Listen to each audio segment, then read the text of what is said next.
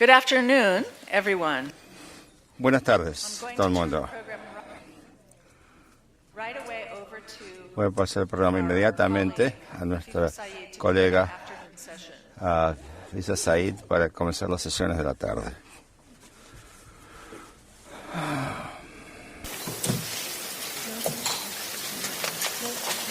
Well, like we mentioned before, Como hemos dicho antes, la sesión es la peor, la que viene después del almuerzo, pero creo que tenemos suficiente motivación para estar entusiasmados teniendo el presidente y la señora Carter con nosotros en el salón. Yo también voy a empezar con profunda gratitud hacia ambos de ustedes, no solo por convocarnos a la acción, sino por ser modelos de la acción.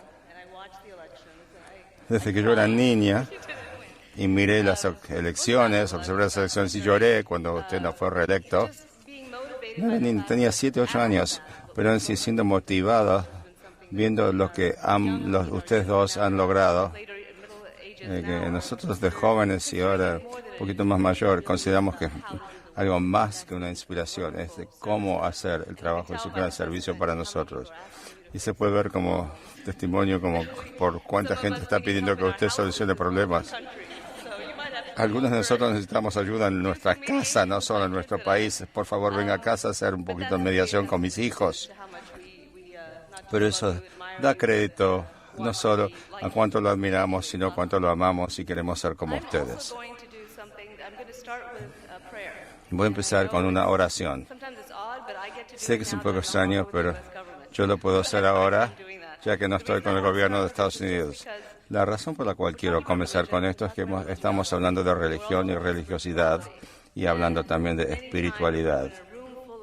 Muchas veces, una sala llena de tanta energía espiritual, tenemos que usar eso. Nos tenemos que preguntarnos por qué nos cuesta convocarlo. La oración que yo quiero compartir con ustedes es una que me apropié de nuestra tradición en el Corán, que es una oración del profeta Moisés cuando fue convocado a ser profeta. Y yo uso esta oración para casi toda mi vida. Es muy sencilla. Siempre dice: oh Señor, amplía mi pecho para que pueda respirar más fácilmente y para que pueda estar presente en mi labor. Endereza mi columna para que tenga el coraje de hablar y actuar con la verdad. Facilita mi labor difícil, la que me espera ante mí, y suelta los nudos en mi lengua para que se me entienda en todas las maneras que comunico.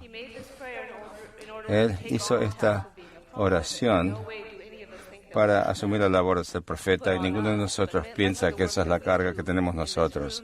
Mucho trabajo que hacemos nosotros en este salón y fuera de esta sala tiene alguna conexión a un poder más grande que nosotros. Creo que lo que queremos hacer en esta sesión es juntar algunas de estas piezas e incorporar algunas de estas ideas que están fuera de esto, y en lugar de decir qué es esto, qué es lo otro, y tratar de juntarlo. Creo que gran parte de la conversación ha tenido que ver con cada uno de nosotros diciendo algo y estamos o no de acuerdo, pero vamos a tratar de desempaquetarlo. En esta sesión queremos hablar de cuál es el papel de cultura y religión en la labor que hacemos y definir esto un poquito más y ser quizás un poquito más confrontacional en el sentido de qué es lo que significa eso en nuestro propio contexto. Quisiera sacar a relucir algunas cosas que tienen que ver con la labor que realizamos, y el resto de la conversación va a consistir en escuchar de ustedes que están en el campo haciendo este tipo de trabajo. Lo primero, que es muy importante, es que la cultura y el contexto importan. ¿Qué queremos decir con eso? Desde el primer día estamos hablando de la cultura de impunidad, de la cultura de violencia, de la cultura de esto y la cultura de lo otro. Como antropóloga cultural, me emociona mucho porque tenemos por lo menos 3 más en esta sala, inclusive uno de los intérpretes que es también antropóloga cultural. La manera en que vemos la cultura no son todas cuestiones de sensibilidad. No se trata únicamente de las bellas artes, pero el contexto de nuestro trabajo es las normas, la historia, la cultura, el arte, es la identidad que una persona y un grupo sostienen. Creo que estamos todos de acuerdo en eso como definición. Pero lo que es relevante para nosotros, bien sea derechos humanos o desenvolvimiento, es que la cultura es inherentemente, se lo digo desde el punto de vista académico, la cultura es dinámica. La cultura cambia. Y la cultura es algo que puede ser creada y la cultura es algo que puede ser destruida. O sea, ya lo sabemos. Pero parte de la cultura, que es la identidad, hemos hablado de esto de maneras distintas, pero la identidad misma es creada y la identidad se le puede imponer a alguien. Quizás usted no quiera hacer algo que otra gente le está imponiendo, pero es algo que es accionable. ¿Y por qué es relevante eso? ¿Tiene relevancia? Porque a veces nos podemos sentar. Yo he estado en reuniones de alta política, hemos dicho, bueno, necesitamos saber la cultura, conocer la cultura de Afganistán. La cultura de Afganistán es ABC. Está en el Departamento de Defensa y otros grupos en que los soldados van a sacar una tarjeta de este porte y van a decir, bueno, esta es la cultura de Afganistán escrita en una tarjeta de este tamaño. Es un cartón bien hecho, pero eso dice todo lo que uno necesita saber de Afganistán en dos caras de una tarjeta. Así que la gente entiende la importancia de la cultura, saben por qué lo tenemos que hacer, pero entonces surge la pregunta de cómo entendemos la cultura de manera que nos es útil y que no sea destructivo. También me quiero enfocar en, aparte de la dinámica, la naturaleza dinámica de la cultura y los conocimientos que nos hacen falta, es que lo que es crítico para entender la cultura es que muchas veces define las aspiraciones de un pueblo. Para nosotros no se marca, bien sea si estemos dentro o fuera de la cultura, cómo la gente se ve a sí misma y cómo la gente ve qué es lo que quieren cambiar en su vida y en sus comunidades bajo sus propios términos. Eso es el valor de la cultura. Si uno hace la pregunta, ¿qué le gusta a usted de dónde vive y de quién es? Eso es parte de la comprensión cultural de las cosas. Pero también uno puede decir, esto es lo que realmente me gustaría ver o me gustaría ser. Y sí, reconocer relativismo cultural puede ser un problema.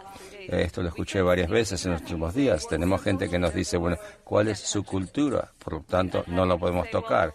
Ha habido gente que me dice, esa gente no valora la educación en su cultura, por lo tanto, no están enviando a sus hijas a la escuela.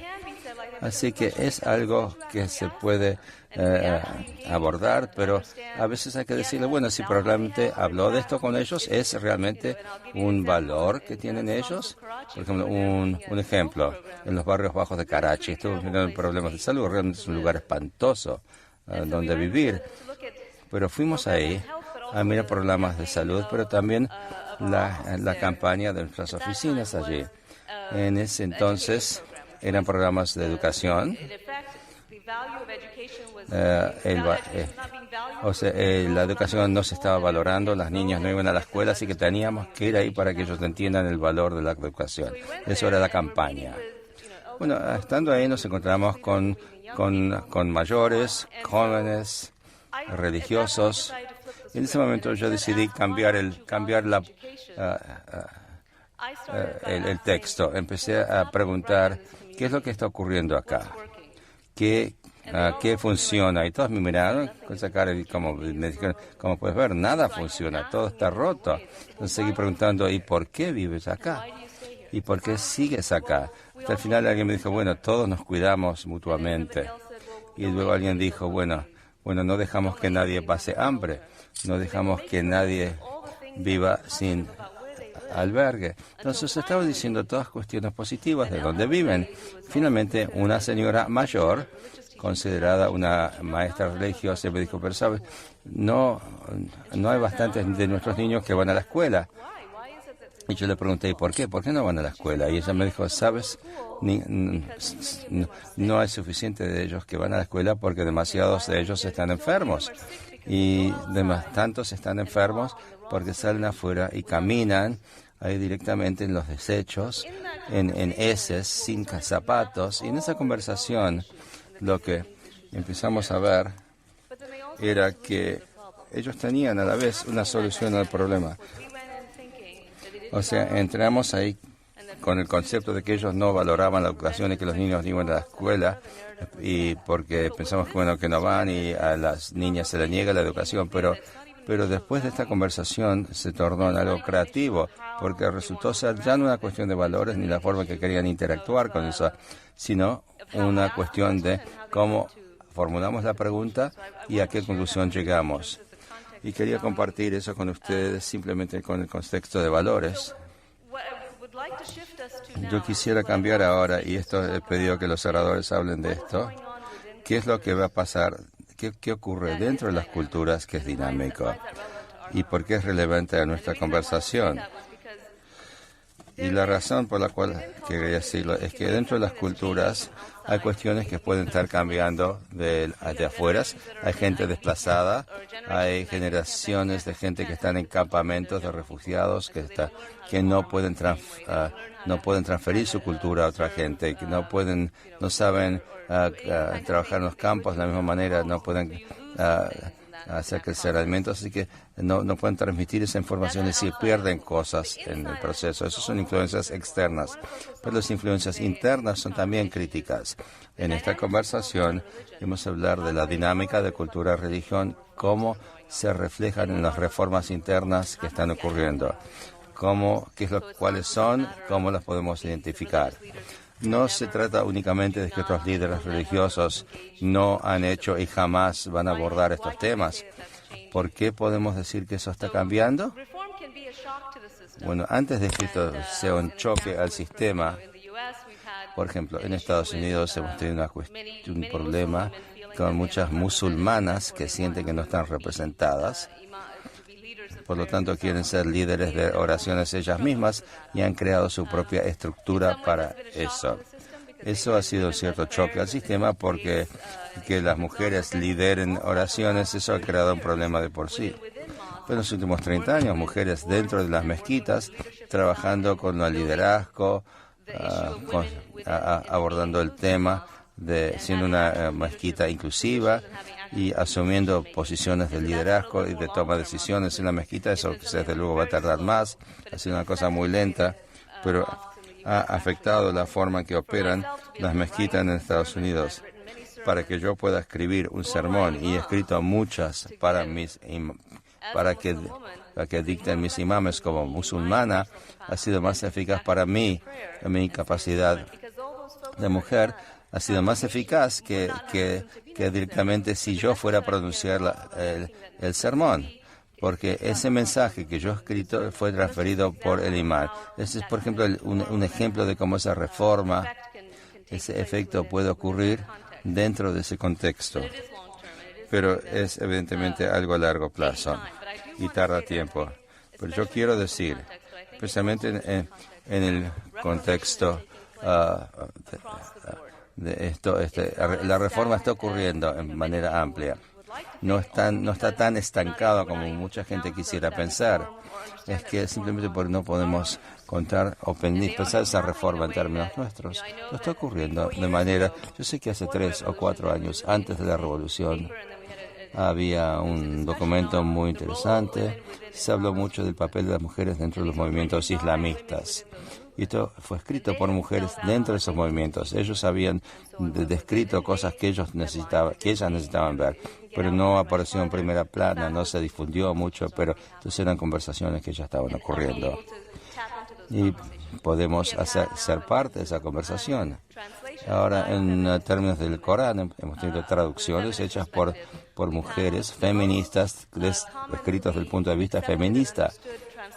Hemos tenido las traducciones más fácilmente entendidas en inglés. La traducción mejor entendida ha sido por una persona no árabe, más enamorada de Shakespeare y de los libros grandes, que se le consideraba un académico religioso, pero su traducción está tan acertada en cuanto está relacionada con esta vida, que es el Corán de mayor venta en todo el mundo, de la manera que eso alcanza a la gente. Y las interconexiones, el acceso a los textos sagrados y la interpretación de la gente, hay tan poco espacio para el estancamiento, porque es que ya no queda excusa para no moverse, para no progresar. Yo estoy muy entusiasmada como parte de la comunidad de mi fe, pero también lo veo en las otras fes. Pero queremos citar eso y queremos buscar esas intersecciones en lugar de pensar que no existen. En términos de eso, yo quisiera parar ya. Es decir, en este mundo interconectado hay tanto acceso a espiritualidad que ya es más personal de que jamás ha sido.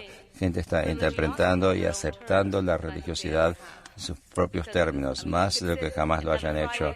Uno puede sentarse y tener una oración de viernes por YouTube por sí solo y uno puede escoger a quién quiere escuchar en cuanto a accesibilidad. Eso realmente sube el potencial y la visibilidad de todo eso. Para mí es muy claro que los extremistas, si bien son más comunes, se ven más, pero existen de una manera tan violenta, tan agresiva, una voz tan alta, que se ve que más y más las poblaciones de estas fes religiosas están más templadas y están más conectadas de que jamás lo hayan sido. Por lo tanto, los extremistas tienen que hacer mucho más ruido porque eso les molesta. La segunda cosa que importa es la definición del idioma, y importa qué idioma usamos. Pero quiero recordarnos, estamos hablando de igualdad de género y mucha gente en lugar de estar mucho más preocupadas por el concepto de justicia de género, porque justicia habla mucho más a culturas no occidentales o al entendimiento de qué es lo que queremos sacar de la igualdad, que la igualdad de por sí. Quizás es una idea quizás no tan grande de por sí, pero trata del concepto de cómo usamos estos términos. El empoderamiento de por sí es otro término. ¿Qué queremos decir con eso? Queremos significar transparencia, responsabilidad, participación. Usemos esos términos que son además mejor traducibles. Y el etiquetamiento, ponerle etiquetas al nombramiento es otra cosa que debemos tratar. También es el compromiso, involucrarse con lo que ya existe y quién se involucra. Eso es muy crítico. Depende mucho de quién está en la sala tratando de abordar a líderes religiosos. Yo he entrado en salas en la frontera noroeste de Pakistán, donde había mujeres y había madres. Hay mujeres y madres que representan decenas de miles de niños, porque estaban todas estas madres debajo de sí. Yo entré en esa sala para hablar de educación de paz y todos dieron vuelta a la silla y no me miraban. Mis colegas que eran americanos dijeron, esto es ofensivo, tenemos que salir de aquí, eso ni nos escuchan. Yo dije, esperemos un poquito a ver lo que pasa, porque el hecho es que no se fueron. Pero así a medida que estábamos hablando y nos ignoramos la dinámica, uno dio vuelta a la silla. Y a medida que seguimos hablando, todos empezaron a dar vuelta a sus sillas nuevamente. No hicimos contacto visual, pero no salieron, no dejaron la sala, no interactuaron con nosotros. Así que la forma en que se entabla estas relaciones es muy importante. La autenticidad, perdón, voy muy rápido. La autenticidad y a quién buscamos. Esto lo hemos mencionado antes. ¿Quiénes son los líderes? ¿Quiénes son los actores que estamos buscando? Esto requiere tiempo, pero el tiempo invertido en tratar de ver con quién debemos involucrarnos y por qué, al final es algo que nos va a dar muchos mayores beneficios que simplemente escogiendo a aquella gente que viene hacia nosotros inmediatamente, pensando que vamos a involucrarnos con ellos directamente. Otra parte de comprometernos con ellos es saber qué es lo que es bueno y lo que es malo, saber qué funciona en la comunidad y qué no. Vamos a encontrar más gente dispuesta a interactuar con nosotros. O sea, es más fácil que gente responda a cuál es el problema que es lo que es bueno. Mucha gente tiene en su bolsillo una lista de qué es lo que está mal, pero si les preguntamos qué es lo que funciona bien, qué es lo que está bien, inclusive en el ámbito religioso, vamos a progresar más. También modelos van a ser muy útiles también. Bueno, muchos de estos temas van a surgir en lo que van a escuchar ahora de los siguientes oradores. Lo que les he pedido que hagan es concentrarse en las experiencias de ellos que reflejan todo esto y ampliar a partir de eso. Así que, de manera en que cómo conectamos la teoría y la comprensión de este trabajo y cómo lo encontramos en la implementación actual va a ser crítico. Así que voy a comenzar ahora, comenzando con Fukin Ahukador, que está trabajando con líderes religiosos en el sudeste de Asia. Él está incluyendo a líderes religiosos, especialmente a mujeres, a este modelo. Y si nos puede dar el concepto de cómo lo estás haciendo y cómo es sustentable, quizás nos puede dar ideas para el resto de nuestro contexto.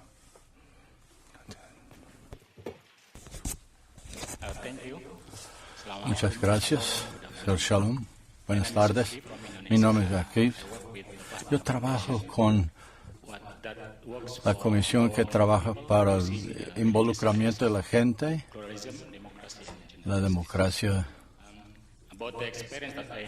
La experiencia que yo tengo, primero, destacar, mi experiencia tiene dos facetas. La cosa es cómo enfocarlo, incluyendo creencias. Yo estoy de acuerdo con el señor presidente de cómo movilizar religión y creencias para mejorar los derechos de la mujer y protegerlas de la violencia. Mis acuerdos no son de punto de vista político, como Marla decía, sino que yo pienso que esto viene del punto de vista de la religión. Esto es la obligación de la religión.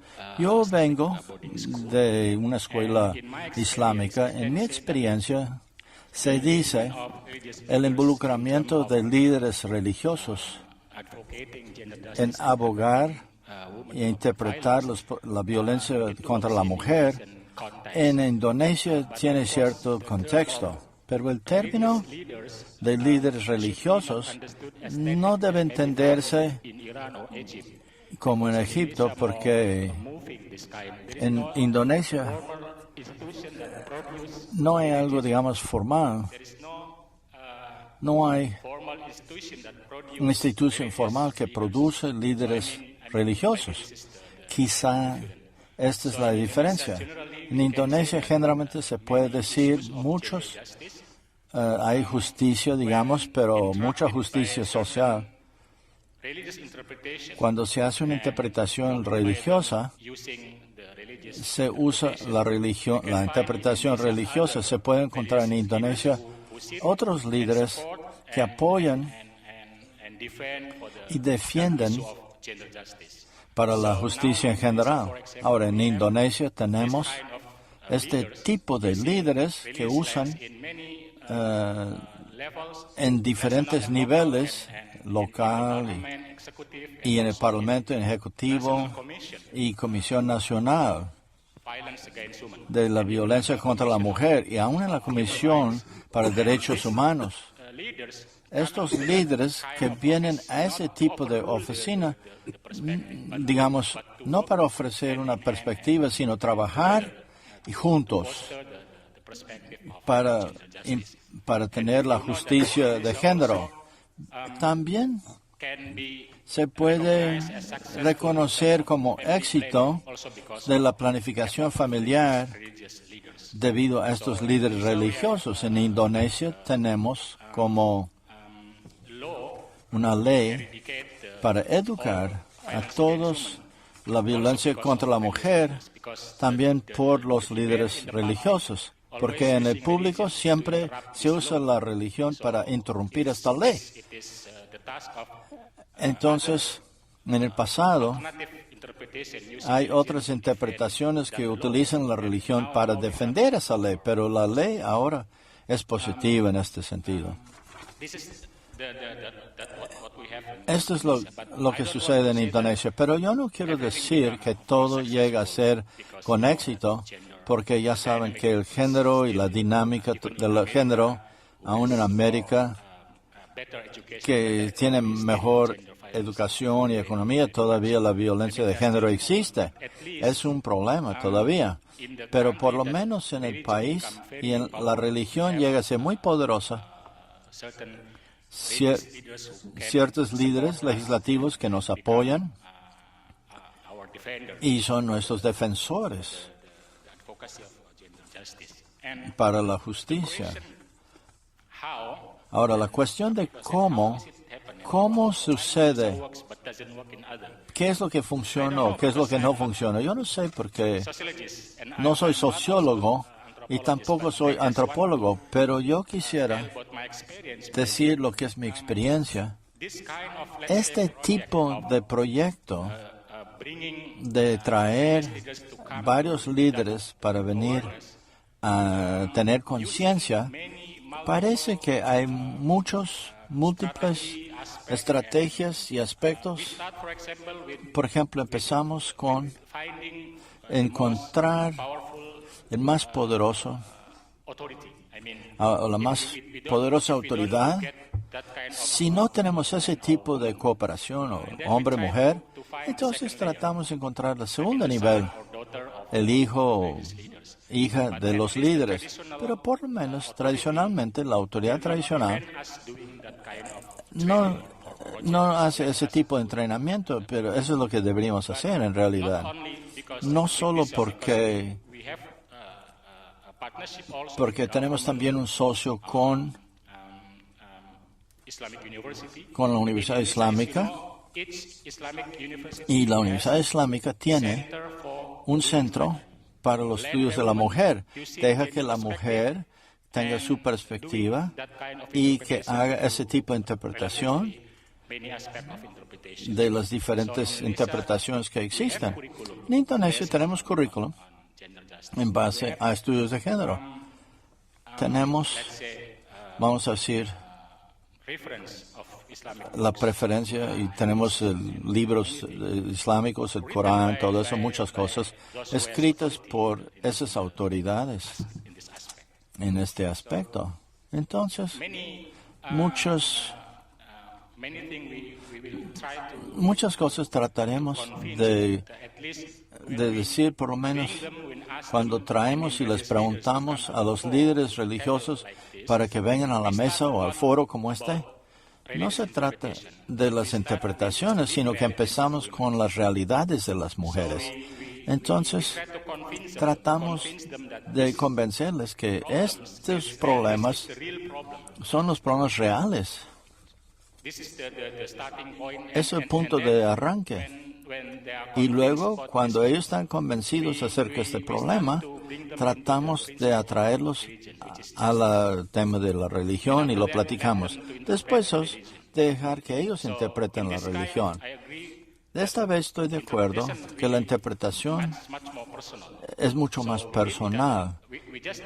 Necesitamos esa promoción, ese ánimo, así es que animamos a la gente a utilizar la creencia en la justicia y van a tener así muchas interpretaciones sobre la justicia para abogar sobre el género y defender la violencia contra la mujer y en base al género. En ese aspecto yo puedo decir que en Indonesia hay muchas interpretaciones de la religión y también entre hombre y mujer para poder promover una perspectiva sobre justicia y para prevenir la violencia contra la mujer y las niñas. Hay muchos aspectos. Entonces,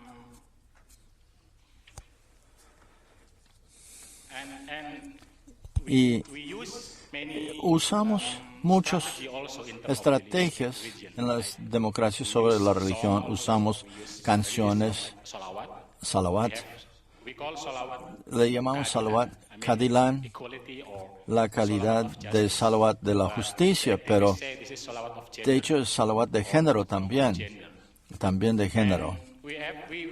Y tenemos, respecto al radio, utilizamos, y para los viernes cada semana se utiliza entre el pueblo Y así el pueblo tiene alternativas vías de interpretación, no solo una. Y es muy problemático en términos de esta agenda, pero si el gobierno y las organizaciones islámicas del pueblo, por lo menos deben tener alternativas. Una, o con nosotros, o ellos pueden elegir otra vía. Entonces, yo creo, el problema, en mi experiencia, cómo mantener este tipo de interpretación, porque el fundamentalismo está creciendo en todo el mundo, no solo en Indonesia. Y es un reto, es un reto. Cuando yo trato de colocar esto y respecto a nuestra experiencia, se desanima uno y otros animan esta interpretación, depende si anima o desanima. Y para lograr la justicia de género, puedo decir que quizá lo más deprimente o frustrante para este tipo de proyecto es que es una fácil comprensión de utilizar la interpretación religiosa para que en nuestra religión de Islam haya muchos hechos, si se entienden, y versos, si se entienden literalmente, son contraproducentes, pero y se pueden encontrar muchas frases en ese sentido. Pero hay una institución que generalmente no se da cuenta uno que existe. Y la política, la moral, generalmente no está con... Y por supuesto los contactos sobre la dominación del hombre sobre la mujer y los intereses. Son retos todos ellos que hay que enfrentar. Y quizá el fundamentalismo global y el capitalismo que animan esas cosas para promover este tipo de interpretación religiosa. Yo puedo decir que por lo menos tenemos mejor análisis de los hechos en términos de la violencia contra la mujer y el problema de la violencia de género. Podemos utilizar los líderes para entender estas situaciones y crecer, no solo crecer en cuanto a religión nada más, pero eso, hacer crecer nuestros contactos. A lo mejor se puede rechazar en Egipto, pero por lo menos la gente puede leerlo y lo puede utilizar para su experiencia religiosa. Gracias.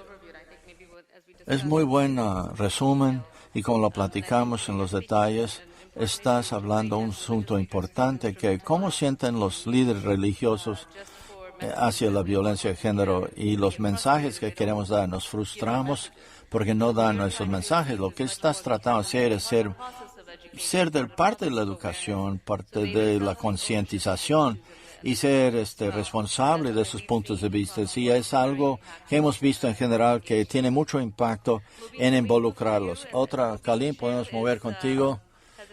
Tiene una biografía muy interesante que lo pueden leer, pero creo que lo que hace importante para la contribución aquí es hablar sobre, vamos de reforma desde adentro y vemos el extremismo hacia la pregunta.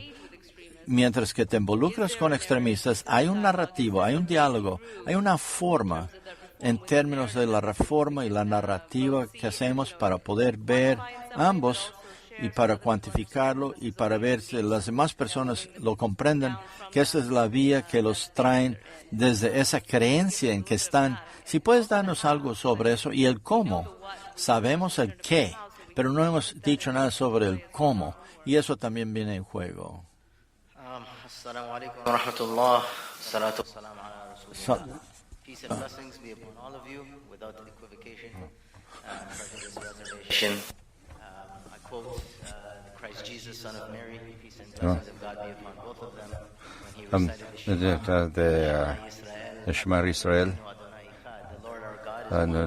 nuestro Señor Dios es un Dios, un amor, amor es la respuesta. Bueno, lo que yo quiero hacer, lo que voy a hacer es comenzar con el marco para el cambio, marcos para cambiar comportamiento aprendido, especialmente en cuanto a los agentes de cambio social, porque cada uno de nosotros proviene de orígenes distintos, distintos enfoques. Algunos de nosotros hemos tenido acceso a educación en lugares que tenían muy alto nivel de educación y quizás hayamos progresado intelectualmente algo más rápidamente que en otros lugares donde la educación no está disponible a todo el mundo.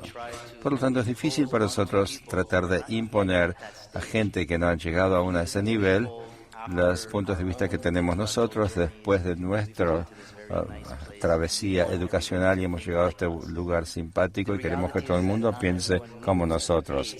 La realidad es que no todo el mundo se mueve al mismo paso que nosotros. Si ustedes me hubieran hablado a mí cuando yo tenía 21 años, yo no quería hablar con gente como usted. Yo estaba profundamente involucrado en ideología extremista y a mí yo a los 19 años estaba radicalizado. A mí no se me podía decir nada de lo que yo estoy escuchando hoy en día. Si hubiera escuchado esto, yo hubiera cerrado los oídos. Me tardó tiempo a mí llegar a un punto en que yo podía abrir mis ojos y mis oídos y mi corazón para que estos mensajes pudieran ser recibidos. Así que tengo unos puntos muy rápidos en este sentido. En primer lugar, cualquier cosa que uno trate de hacer debe resonar con los valores sagrados de la gente con quien uno está hablando. Uno no puede ir a hablar con ellos con valores que ellos rechacen. Quizás usted quiera que ellos acepten esos valores eventualmente, pero en este momento si no lo aceptan, entonces tienen que operar en el ambiente en el cual ellos se sienten cómodos. En segundo lugar, para entender que la gente son productos de las sociedades en las que viven. Quizás puedan haber pasado por cierto acondicionamiento en cuanto a regímenes autoritativos y abusivos. También ese ritmo del cambio. Quizás no entiendan cuando nosotros vamos con nuestro punto de vista, no lo conciben. Número 3, y mi padre siempre me dice esto a mí, generalmente no hay nada como un cambio de un día para otro. Así como la radicalización no es un proceso de un día para otro, la desradicalización, en la cual estoy muy involucrado, tampoco es un proceso sencillo y tampoco ocurre de un día para otro. Estamos tratando con comportamientos aprendidos para tratar de cambiar. Eso es difícil. Alguien que ha estado haciendo algo durante 20 años, 30 años, 40 años, no lo van a cambiar en una semana, 2 semanas, ni un año, ni 2. De todas maneras, extremistas están siendo desafiados por hombres y mujeres y me molesta cuando oigo decir que los musulmanes no están alzando la voz. Creo que la gente no está escuchando.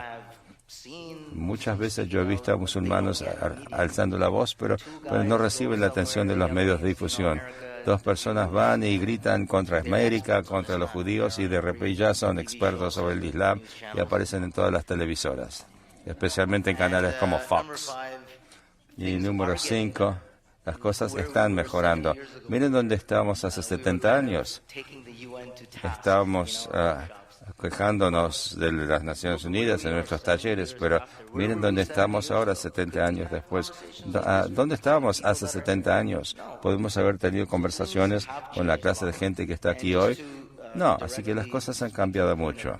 Y para hablar directamente de lo que funciona en este contexto, y yo trabajo directamente con extremistas de ISIS en línea, simpatizantes de ISIS. Yo he estado chateando con un muchacho de 19 años en Finlandia, no sabe nada de árabe, pero es un simpatizante a muerte de ISIS. Me tardó 1 año y medio ganar su confianza para tener una conversación con él. Después de hablar con él, logré que él denunciara públicamente al Shabab después de los ataques en el centro comercial de Westgate en Kenia. O sea, crear confianza es muy difícil, inclusive para mí. Y lo sé porque yo fui antes un operativo antiterrorista. Cuando ellos escuchan que yo vengo de ese lado, soy anátema para ellos. Yo estoy fuera de la religión. Es lo peor que puede ocurrir. Yo recibo amenazas de muerte. Ellos me dicen, mira, me gustaría cortar tu cabeza, decapitarte y que eso se vea en YouTube. Hay que tratar con eso. Y la gente me dice a mí, oh, tú eres tan valiente. Dice, no, no soy valiente. Yo vivo en el occidente. Yo tengo gente que me protege, pero yo escucho historias de gente que están trabajando en aldeas remotas de las cuales yo nunca oí hablar, ni yo tampoco supe hasta que vine aquí, que están haciendo este trabajo de manera callada, pacientemente, pero entonces el último punto hay que ser consciente que tarda tiempo, el cambio demora mucho y eventualmente va a ocurrir. Gracias.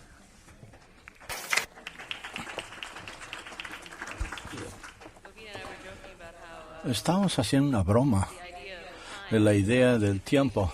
Podría ser extremista en tu vida. También puede ser extremista durante el día y en la noche. Y puede ser extremista y cambiar, y el hecho de que estás cambiando diferentes identidades, y esto puede jugar en tu propia vida de manera regular. Ese es el problema con la gente que cajonear a la gente. Un extremista siempre es extremista, no es cierto. O una persona conservadora no es siempre así. Es problemático. Vamos a ir ahora a Alan Árabe, que viene de, ya la escucharon, que habló antes en la mañana de Libia, y de hecho representa un espacio interesante que se hace una transición de una conferencia, pero también preguntamos cuál era la vida antes y cómo la transición misma llevó a otro lado y tuvo otro efecto. Pueden ver que su mundo con la mujer, y específicamente viendo a involucrar a líderes religiosos de asuntos mujeres, pero también para el beneficio del país. Estás en el lugar construyendo algo de lo que era antes. Si puedes dar otra vez, ¿cómo estás haciendo eso y cuáles son los principios que debemos que mantener en mente? Muchas gracias por tenerme aquí. Yo quiero empezar con algo que dijo mi amable padre, como ya se mencionó. Cuando yo era mucho más joven, es difícil creer, pero yo me malportaba como una niña y yo esperaba que me iban a gritar por parte de mis papás. Entonces yo me entré al baño, lavé la puerta, cerré la puerta, estaba terrificado. Mi papá vino arriba y me sentó y le dije, perdón, me siento mal. No, no eres una mala persona, dijo mi papá. No, cometiste un error y te perdonamos. Y años más tarde le pregunté, porque cada vez que yo quería hacer algo, pensaba en mi papá, que él subía las escaleras y me decía que era buena niña y era orgulloso de mí. Me dijo, si tú piensas que una persona es un borrego negro, lleguen a ser el borrego negro. Y cualquier padre de familia te va a decir eso. Si crees que tu hijo es mentiroso, así, si lo tratas así, llegan a ser mentiroso. Lo que empezó a trabajar, y cuando yo empecé a trabajar las mujeres paz en Libia, yo en la comunidad internacional, yo escuchaba esto. El papá decía, no involucrar a los líderes religiosos, van a cerrar la puerta, no dejes entrar. Ellos no apoyan a las mujeres. Y el hecho era que en esa arena, en ese ámbito, las personas más poderosos eran los líderes espirituales religiosos. Yo no era parte de la conversación para inventar una conversación que los locales no entendían, o yo iba a empezar a hablar a los líderes religiosos. Yo usé entonces la creencia de mi papá. Si tú crees que alguien es borrego negro, lo van a creer. Y empecé a hablar así como hablaba yo a mi papá, esperando que ellos me iban a apoyar, con la expectativa que me iban a apoyar en mis asuntos. La organización creó un equipo local de personas que viven en esa comunidad y conocen a estos líderes religiosos personalmente, que tienen expectativas así, para ir a las escuelas y mezquitas y conducir levantamientos y en una campaña muy grande en la sociedad civil. La idea era tomar estos versos del Corán, Hadís, y usar toda esta insolencia, una insolencia de líderes religiosos, y usarlo para asegurar que la bondad, digamos, de algunos aspectos de este espacio en relación a las mujeres se fuera a destacar, y de eso nos enfocamos. Y se trataba de ir ahí, sabíamos que estás de acuerdo con nosotros y esperamos que tú hagas eso, que tú eres la persona que necesitamos que hables sobre esto y no entretener la idea que no se podía hacer. Muchas gracias. Bueno, hay que hacer el cambio que queremos ver. Antes de abrir los micrófonos a todo el mundo, vamos a tener nuestro último presentador y la conservé hasta el final porque ella representa casi todo lo que hemos estado hablando hoy. Es una estudiante religiosa, es líder religiosa, ha estado trabajando en cuestiones de mujeres y de religión durante unos 50 años, así que sabe de lo que está hablando. Pero también porque la manera en que hablamos con el sentido de la religiosidad, ella trae esto con ella en su propia persona. Así que le he pedido que nos diga unas cosas a nosotros. Es interesante. Su hijo me dijo que ella está haciendo esto hace 50 años, pero ahora ella viene acá y nos dice gracias a nosotros para que ella pueda aprender de nosotros. Eso le da a uno el sentido de humildad que tiene ella y es una inspiración real. Ella va a estar hablando en árabe, así que mejor es preparar sus auriculares.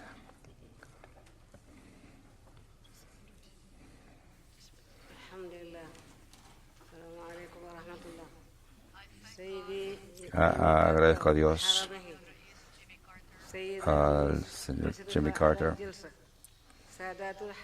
Saida اسمحوا لي أن أتحدث عن مشكلة إنسانية اجتماعية كانت para que la gente de Atlanta permitan que yo les agradezca. قبل أكثر من 50 عام وهي قضية ¿Me escuchan? ضد المرأة وكنت أرى في نهاية الخمسينيات من القرن الماضي أن He visto a finales del siglo pasado قبل كل شيء لتغيير المفاهيم الخاطئة التي que la educación es lo mejor para cambiar conceptos y es posible para que hombres y mujeres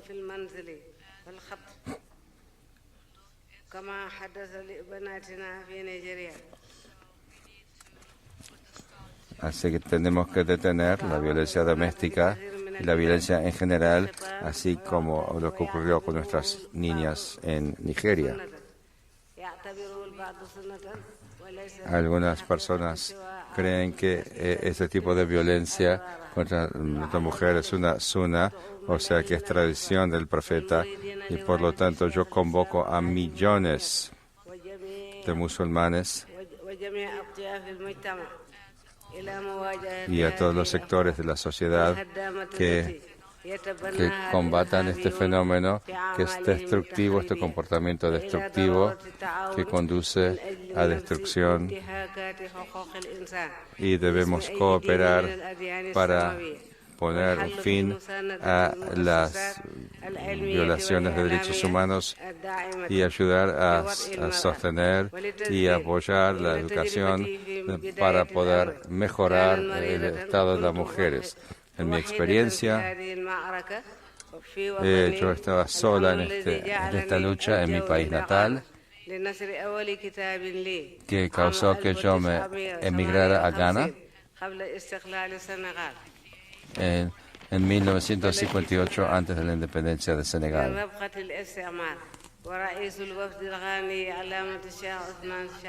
Eso estaba aún bajo en la época colonial.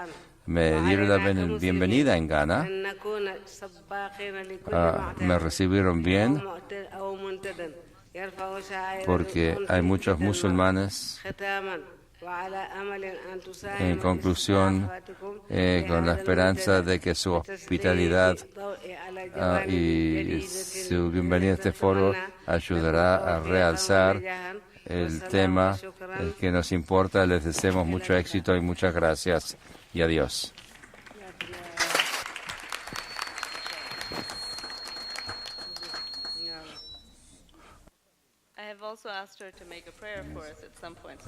También pedí hacer una oración a un punto cuando esté listo para hacer eso.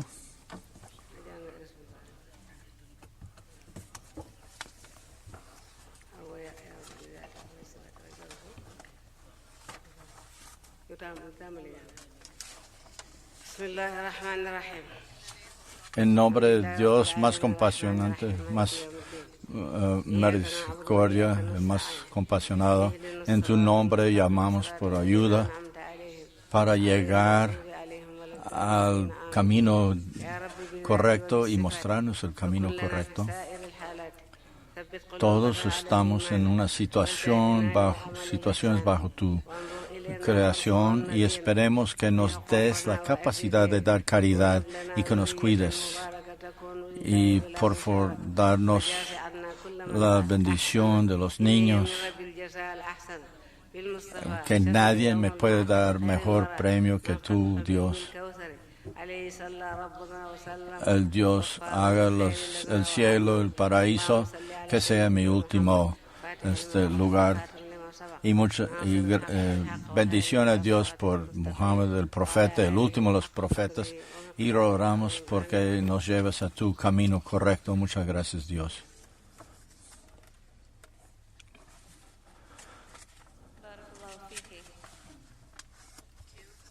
Muchas gracias. Que Dios le bendiga. Vamos a ir de shefa a otro shefa, el reverendo Vibor. Tuviste tu mano levantada y podía ser una buena transición de una shefa a otra. Voy a EKK Sheikha, me honra ese título. Yo soy un sacerdote episcopal en otra vida de la diócesis de Los Ángeles y presidente del Gibor Centro. Así es que yo quisiera remarcar nuestra conversación que hemos tenido al decir esto. Los líderes religiosos frecuentemente están dando la bendición a la violencia contra las mujeres y las niñas debido a nuestro silencio, tanto desde el pupitre, desde la iglesia, internacionalmente, nacionalmente, y nosotros no decimos nada. Mucho se ha dicho, particularmente en el último día, acerca de moverse del miedo hacia la confianza. Ahora, yo estoy consciente que hay muchas personas quienes se identifican y se han identificado con el opresor, por decir. Y yo creo que, como mi hermano mencionó a mi izquierdo, que este conocimiento está aprendido. Si el conocimiento está aprendido, se puede desaprender. Y en vez de identificar a personas de la fe con el opresor, sería mejor identificar con los que hacen la paz. El Buda, Krishnamurti, Swami Vivekananda, Jesucristo, Mohammed, bendita sea su memoria. Ninguno de estos profetas o líderes religiosos jamás mataron a otro ser humano. Ninguno de estos profetas o líderes religiosos torturaron a otro ser humano o metieron en la prisión a otro ser humano. Debemos cambiar la identidad fuera del oprimidor, del opresor, hacia el que hace la paz, el pacifista o el pacificador.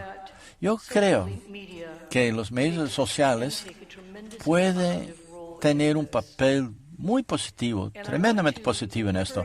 Y quiero animarles, y esto es cierto en los Estados Unidos, donde hay esos líderes progresistas religiosos, donde hay imanes, rabinos, ministros, sacerdotes.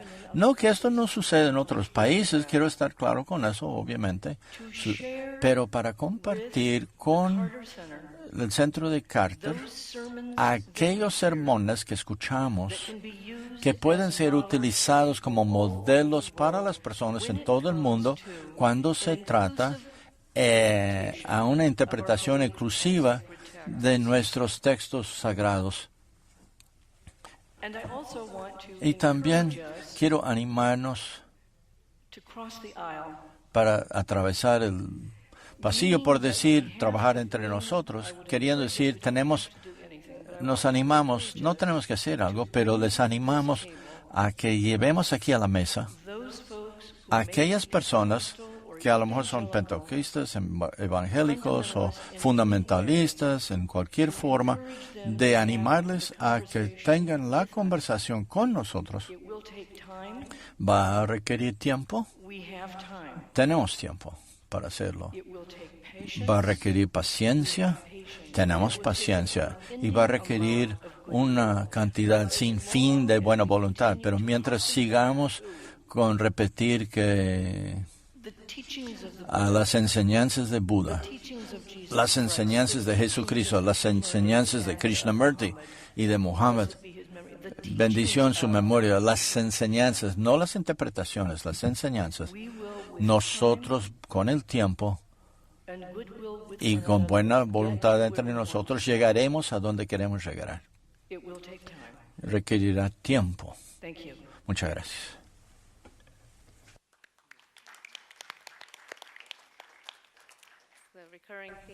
Es un tema recurrente de uno mismo religioso, de su propio ser, y es lo que tenemos, el tiempo. Y por eso nosotros somos responsables de ellos, de cómo usamos nuestro tiempo. Voy a seguir con nuestra racha de líderes religiosos y el reverendo Timoteo, que estuvo levantado la tarjeta. Reverendo Timothy, por favor.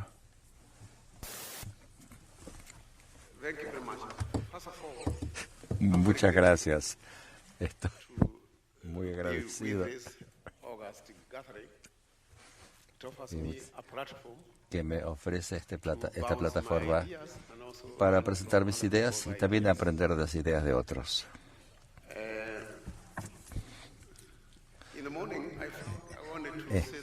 Esta mañana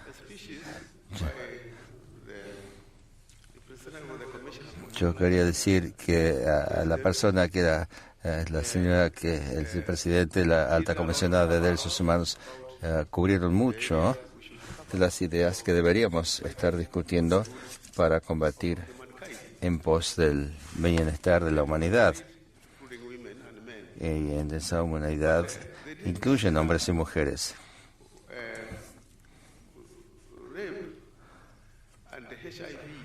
Pero no dijeron que la violación y el VIH y la circuncisión de la mujer, no mencionaron esas herramientas de la violencia, esos instrumentos de la violencia del hombre contra la mujer.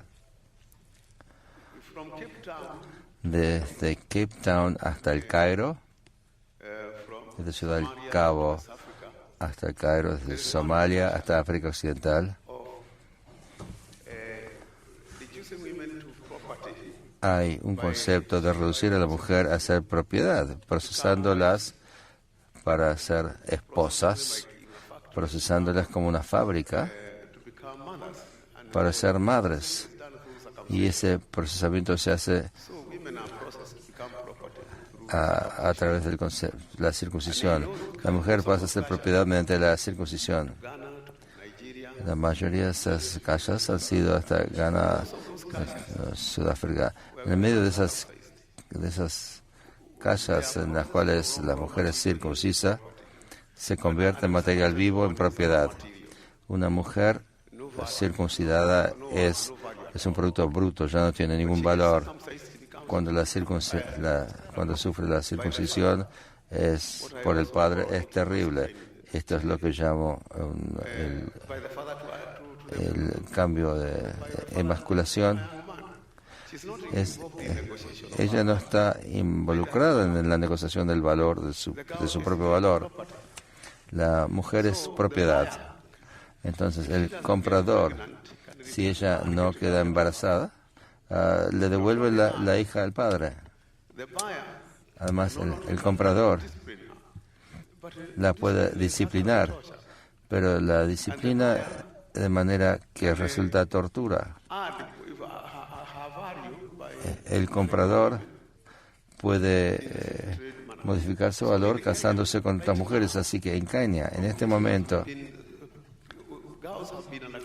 las niñas han estado sufriendo la circuncisión de a miles, no de a centenas.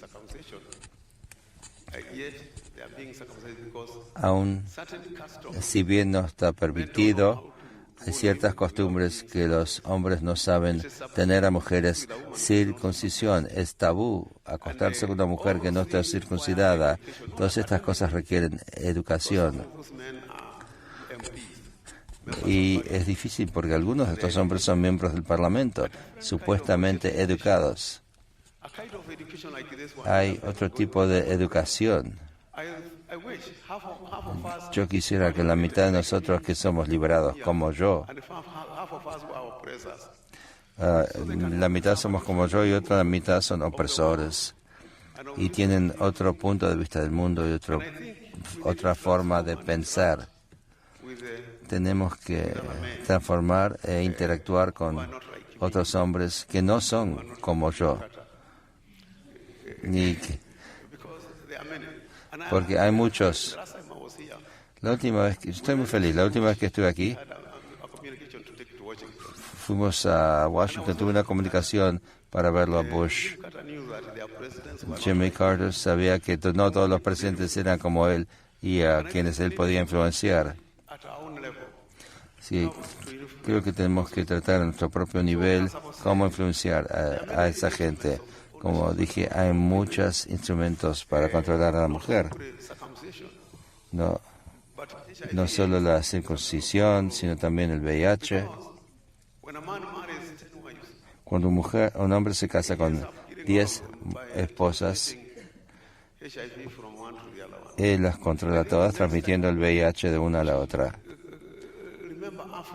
Tenemos que recordar África, donde prevalece el VIH, especialmente en África Oriental. Y ahí se usa como herramienta.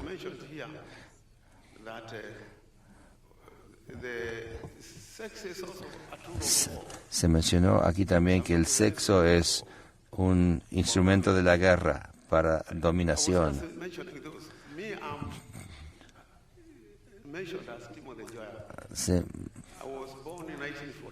Yo nací en 1941. Nací de una madre que se negó a ser circuncidada y negó a casarse y se negó a que le dieran dote por ella. Y dijo al clan de mi padre: mira, yo no soy una cabra para que me compren. Así que yo soy 100% como mi madre. La cuestión es que no soy mujer. Yo heredé esa tradición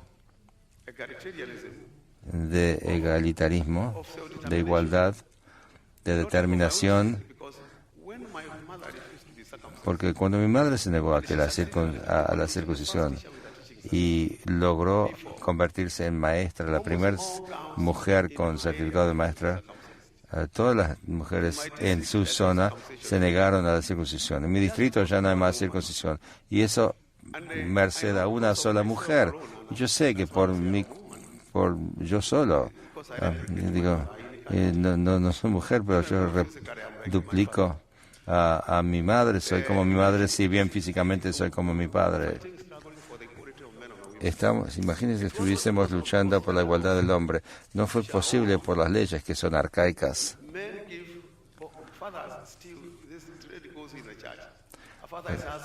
Al padre le pregunta quién va a entregar esta mujer al hombre, y no es la madre. El padre dice yo. Y la chica está casada, la niña está casada. Esta es una característica que hasta sigue en todas las modas. Así que, pero esto ha seguido. Lo que yo estoy tratando de decir es, estamos tratando de desconstruir la masculinidad. En 1989, yo formé una organización de hombres a nivel nacional.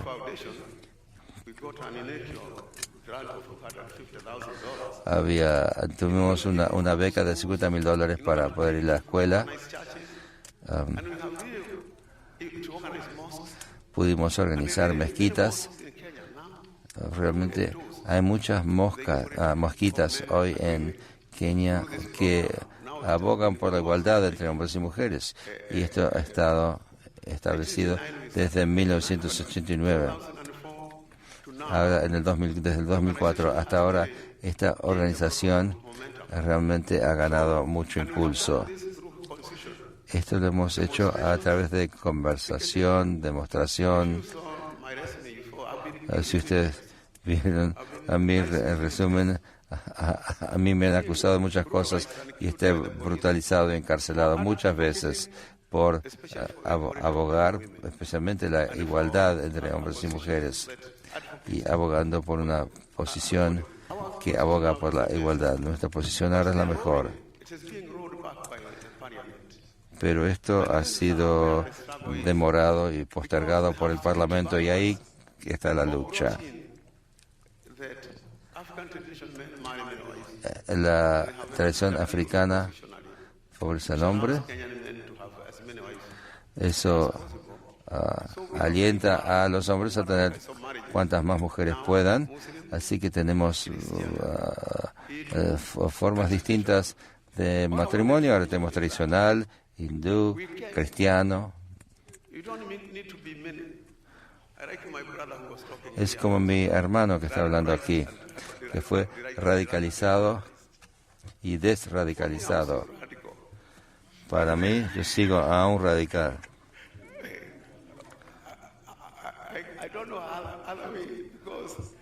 No sé cómo ocurre eso. Estamos hablando de tradición. Esto es ahora mi tradición. Yo soy hombre, pero yo me siento muy mujer en ese sentido. Y yo tengo 4 hijas y todas tienen doctorados y son todas líderes. Yo le he dicho a ellas, ustedes están creadas en la imagen de Dios y dentro de ustedes son completas. Usted no tiene que ser esposa ni estar casada.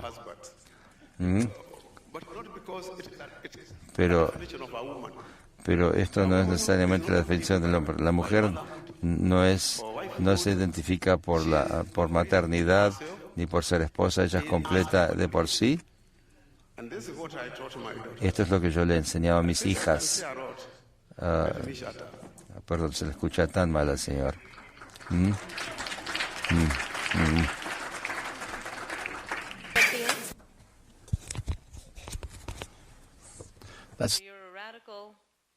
Eres un radical, reverendo mujer, sacerdote mujer. Eso es lo que concluimos. Creo que el término radical ha sido cooptado porque trabajadores de justicia social, trabajadores activistas, ¿por qué ellos nos quitan esas palabras y lo utilizan en la forma que no estamos contentos nosotros? Pero el radicalismo es algo que todos nosotros queremos ser parte de ello de manera positiva. También hay un punto importante sobre la capacidad de crear capacidad de los líderes religiosos en estos asuntos. Es algo que hemos estado tratando de hacer consistentemente. Yo lo hacía en USDI para construir una capacidad de los líderes religiosos para comprender, muchos de ellos, pero no están en ese espacio porque trabajan en su espacio religioso, pero para que comprendan cuál es el estado de una gente de SIDA en nuestra compañía o de niñas en lo que es el matrimonio de niñas, de jóvenes. Tuvimos una situación en Malia en un programa de maternidad y trajimos los líderes religiosos para hablar sobre las mujeres que estaban muriéndose durante dando luz. Y uno de los líderes religiosos, imán, dijo, pero eso está bien, porque el profeta dice que si estás dando luz y te mueres, eres una mártir y te vas al cielo. Que es verdaderamente del profeta. Porque el nacimiento, el parto es importante, es como si estás en una batalla, vas al cielo. Pero nos preocupamos porque eso para todos los programas. Otro líder religioso sentó y dijo, es cierto, pero ¿sabes qué? Hay otro verso del profeta donde dice que el paraíso está en los pies de la madre, que es decir, lo mismo, es el mismo. Entonces ellos los dos versos, empezaron a debatirlos y el que segundo ganó el primero. No es que está al pie de la madre, eso es gran cosa. Y tanto así que si ella va a morir ir al cielo, no está tan bien. Así es que pudieran trabajarlo ellos dos. Yo aprecio, reverendo, tu punto, pero es que ellos entienden que algunas mujeres morían durante el parto, que les hicieran ver a los versos, los textos sagrados de otra manera y no usarlos como sermones nada más, sino que se reconectaran ellos dos sobre esto. Bueno, yo iba a llamar, sí, está bien. Bien. Aquí tenemos una lista que queremos cubrir a todo el mundo. Michael, ¿quieres entrar en este punto, en este momento? ¿Está bien? Bien. Sima, podemos seguir contigo porque sé que tenías la mano alzada hace tiempo. Muchas gracias. Es un placer estar aquí y muchas gracias al presidente Carter para darnos la posibilidad de estar entre muchas personas. También entre muchos radicales. Yo también me digo radical. Estoy hablando de nuestra experiencia. Nosotros debemos ser capaces de cómo vamos a involucrar a los líderes religiosos, porque Olamar Khantan en Pakistán, que ha sido utilizado por el liderazgo como una herramienta política cuando lo quieren utilizar así. Entonces, lo que debe suceder, fuimos al presidente, el anterior, para algunos casos de violencia contra la mujer y tomamos muchas fotografías porque pensamos que él era le podíamos animar a tomar acciones al ver las fotografías. Entonces fuimos con él y él dijo, oh, es verdaderamente horrible, está muy mal, vamos a involucrar a Olamar Khantan. Él nos pidió ir el viernes porque al final del mes, cada viernes, tenía una organización de una comida con Omar. Después dijimos, sí, está bien. Pero yo estaba entre los que dijimos, me temo que no debemos involucrarnos con ellos antes de hacer algo de tarea para prepararnos. De todas maneras, 10 de nosotros, yo no fui, pero el resto de los colegas, los 10 de ellos, fueron a verlos para estar con el Olamar Khantan para hacer la comida con el presidente. Ese día, la cabeza de la conferencia Olamar dijo que era muy horrible, debemos hacer algo con esto.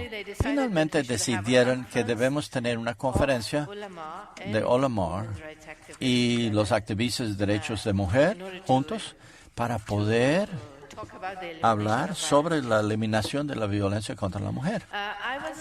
Yo estaba diciendo a nuestro colega, las activistas de derechos humanos de mujeres, porque no deberíamos dar el escenario, el micrófono a ellos para usarlo contra nosotros.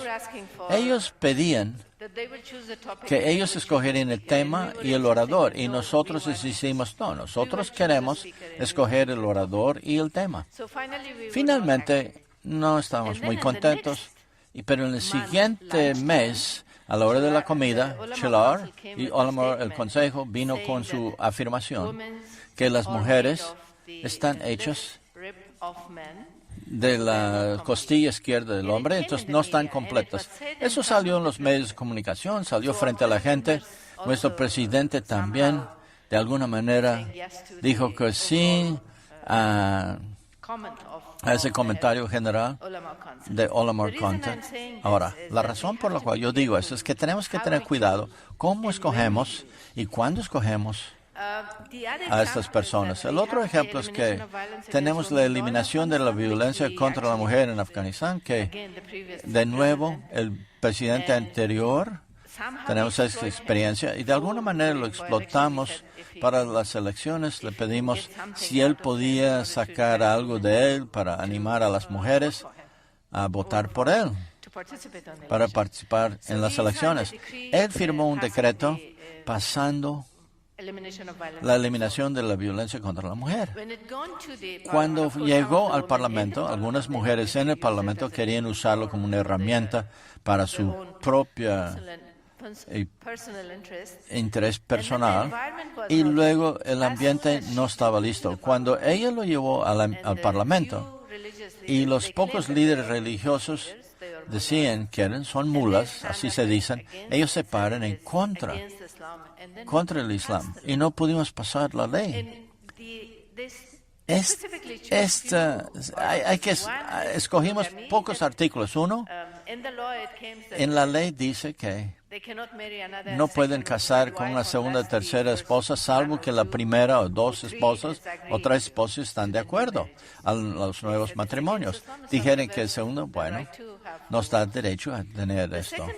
Segunda ley fue la edad del matrimonio, porque la edad en la ley son 16 años, pero ellos insistían que no, que el profeta, la esposa del profeta, se casó cuando tenía 9 años, de modo que también tienen derecho a tener a la niña matrimonio a esa edad. La razón por la cual digo todo eso de nuevo, tenemos que tener mucho cuidado cuándo y cómo estamos a participar con quién de los líderes religiosos, no los que se utilizan políticamente.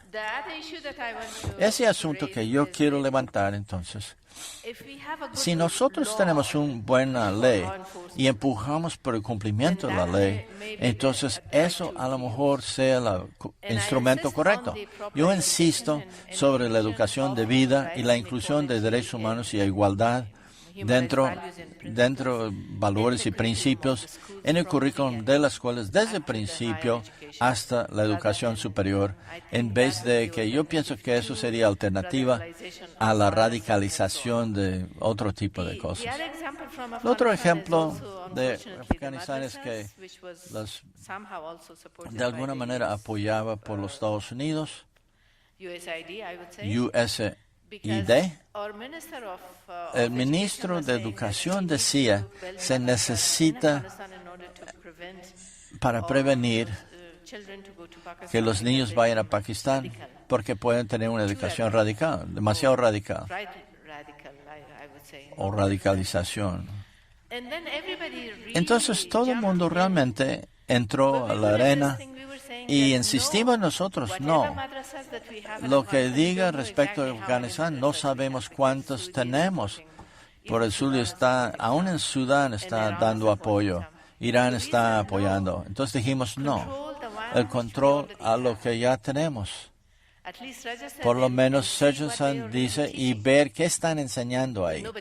Pero nadie escuchó, de hecho, y ellos dieron mucho dinero y establecen una nueva Marchistán. Y ahora lo que sucede, la madrasa que se estableció para las mujeres en el norte de Afganistán, las mujeres son tan radicales que no permiten a los miembros de familias que vean la televisión.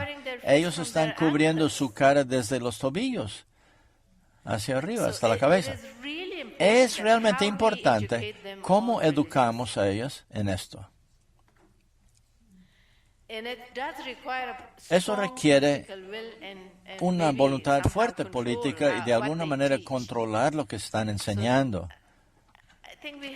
Creo que tenemos que tener precaución y ver los asuntos, los temas de nuevo cuando regresamos a nuestra cultura, geografía y tradición, que a veces tiene impactos negativos sobre sus asuntos.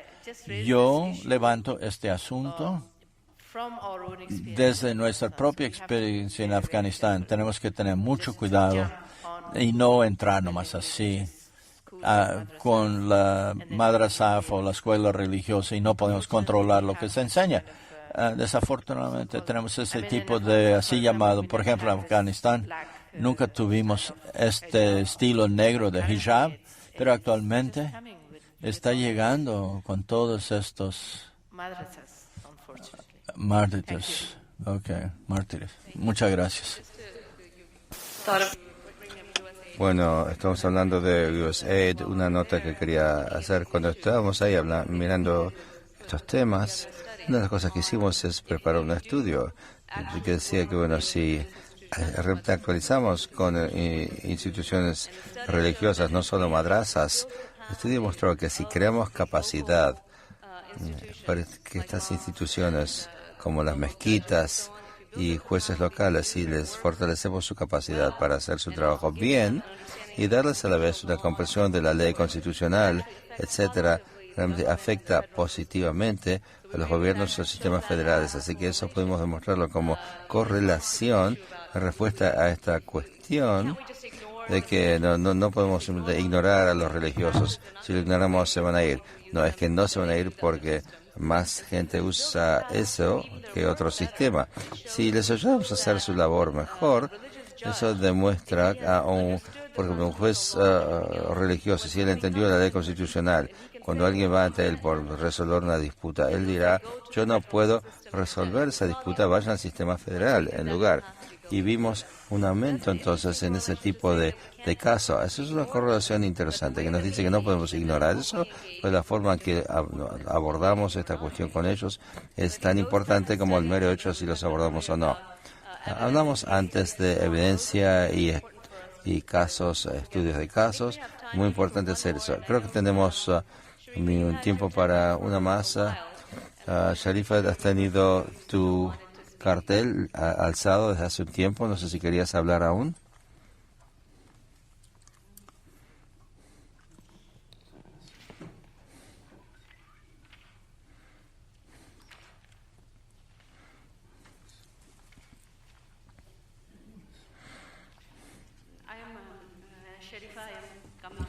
Entonces, Sharifa, vengo de la India.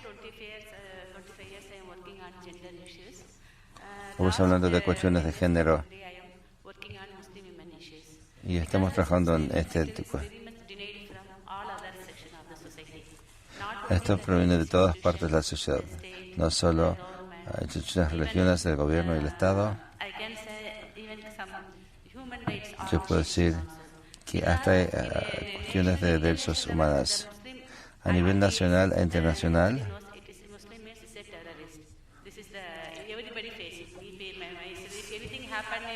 Si algo ocurrió en todos los lugares donde hay musulmanes, perdón, se entiende muy mal esta señora. Esto está dominado por las comunidades religiosas. El Estado también queda en silencio porque el Estado no quiere perder a los musulmanes.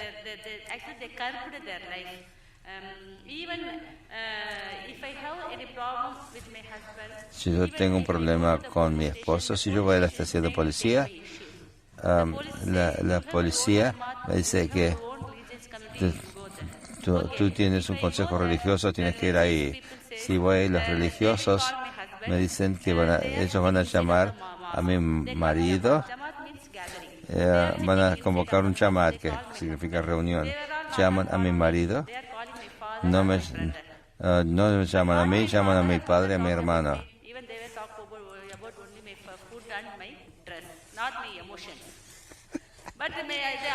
Pero hacen todas las preguntas a mi marido, toman mi declaración, pero ni siquiera ellos pasan simplemente un juicio. Esto es una contravención de todos mis derechos y los derechos de la mujer y del humano. En segundo lugar,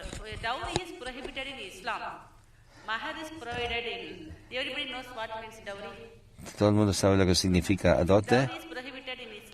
La dote está prohibida en el Islam. Pero lo que está ocurriendo en la India, hombres piden aún $10,000 como dote. Esto es una cuestión muy común en India. Estas cosas ocurren. Jamaat significa reunión. Son instituciones religiosas. Pero mejor nos convocan a nosotros, aquí no hay problema.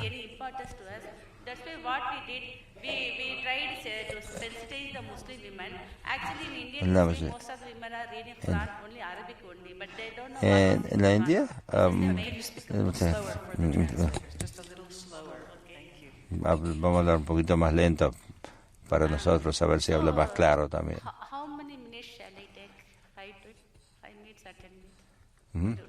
¿Cuánto tiempo tengo?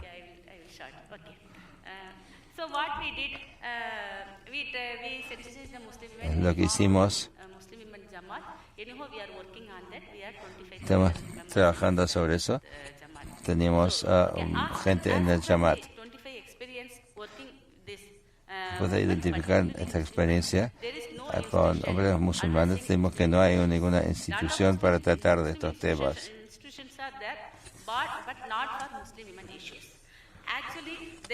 Últimamente, los musulmanes tienen más respeto en la sociedad. Hoy en día esto está suprimido a niveles más altos, no solo en instituciones religiosas. Los hombres musulmanes interpretan. Vamos a hacer una recomendación para el Centro Carter que expresen sus quejas. Necesitamos una intervención especial a nivel nacional y estatal y local.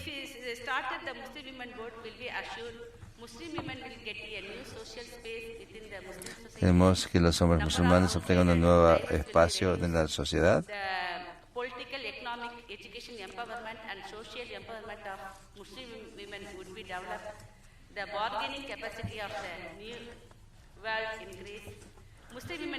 Los hombres musulmanes serán sensibles. Vamos a tratar de preparar esta legislación en pos de la mujer.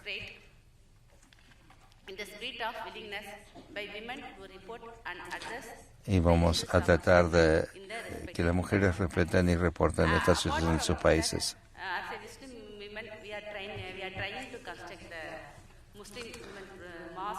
Estamos de tratar de construir la mezquita de mujeres musulmanas. Estamos buscando espacios que a ver si los hombres nos pueden dar eso.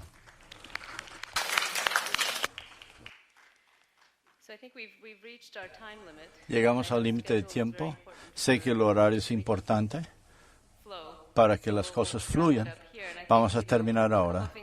Un par de cosas que vamos a mantener en mente es el entendimiento de cómo definimos la cultura, religión, los niveles que se ven, las capas. Y es importante. A propósito, yo traté de tener la mayoría de los líderes religiosos platicar más que los demás, porque la razón es que ellos no se colocan, no quiero decir por falta, sino no siempre se ponen frente a la conversación. Muchas veces los activistas, ustedes saben quiénes son, los que toman el micrófono y hablan por ambos lados. Yo creo que traté de estar entre los dos y diferentes niveles. Si puedes tomar el tiempo que estén aquí para conocerse entre ustedes a ese nivel y animar a esos líderes religiosos, porque si alguien cree que no puede hablar y han sido ofendidos de alguna manera, entonces, o que su voz no se está escuchando, eso debe ser una preocupación. Pero por lo menos los líderes religiosos son ejemplos para humildad y para generosidad, y son ejemplos para hacer la cosa correcta, no importa qué. De modo que son un tesoro para nosotros como líderes, les apreciamos como líderes espirituales, faroles, luces para nosotros, y que nos mantengan en el camino correcto, no solo religiosamente, sino donde están nuestros corazones. Esperamos que comunicamos eso a ustedes y que esperamos que ustedes nos digan de qué debemos hacer nosotros y para que nosotros podamos responder a ustedes. Con eso vamos a cerrar con el siguiente panel. Muchas gracias a FIFA, la moderadora, muchas gracias. Un debate muy rico. Por favor, regresan a las 4. Un minuto antes de las 4, porque el señor presidente Carter estaría aquí en su silla. Una solicitud primero. Cuando estén hablando, entiendan que todos nosotros queremos escucharle lo que está diciendo.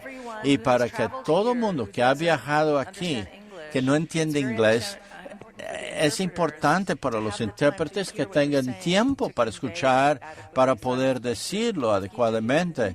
Les pido, piensen cuando estén hablando en la sesión final, hablar despacio. Gracias.